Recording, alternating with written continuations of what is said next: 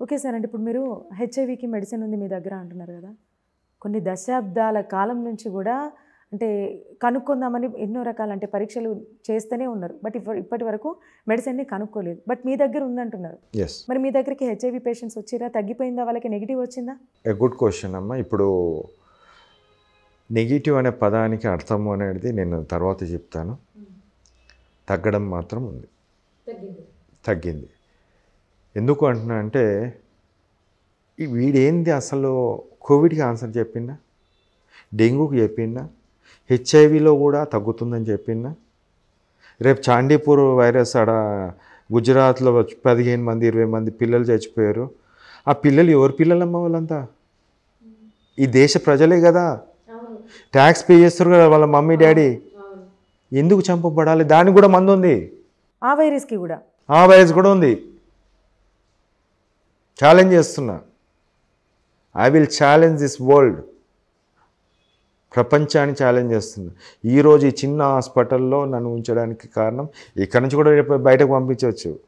అంటే మీరు ఇవన్నీ ప్రయత్నాలు చేస్తున్నారు. మీరు మెడిసిన్ కనుక్కుంటున్నారు. దీన్ని అంటే జనాలకు తెలియజేద్దాం అనుకునే ప్రయత్నంలోనే మిమ్మల్ని ఇంకా ఇంకా అణగదొక్కుతున్నారనమాట. చాలామందిని ఇప్పుడు మా సిస్టర్ని అది చేశారు.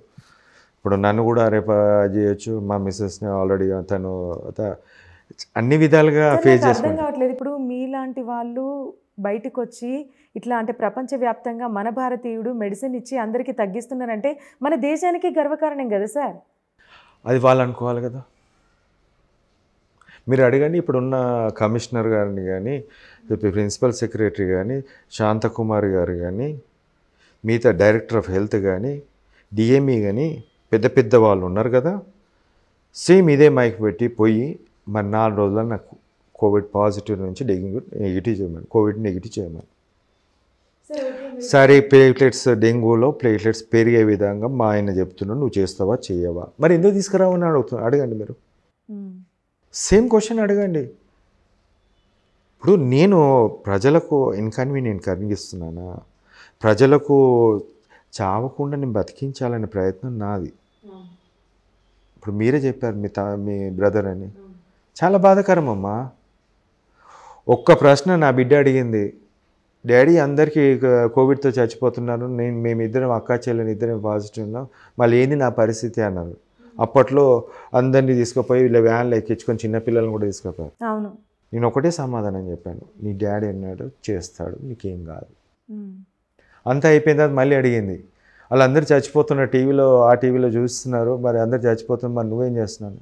అదే చేస్తున్నా ఇప్పుడు ప్రయత్నం, తీసుకురావడానికి ప్రయత్నం. మందు కనుక్కోవడం చాలా ఈజీ అమ్మా నాకు. ఈజీ. ఈ ప్రపంచం మందుని చూడాలనుకుంటుందా లేదా అనేది నా ప్రశ్న. మందు కనుక్కోవడం ఈజీ. ఒక పర్సన్ ఈ టీమ్ ఆఫ్ మెంబర్స్ 3-4 రోజులుగా ఆన్సర్ చెప్పినప్పుడు చికెన్ గున్యాకు ఉంది. నో.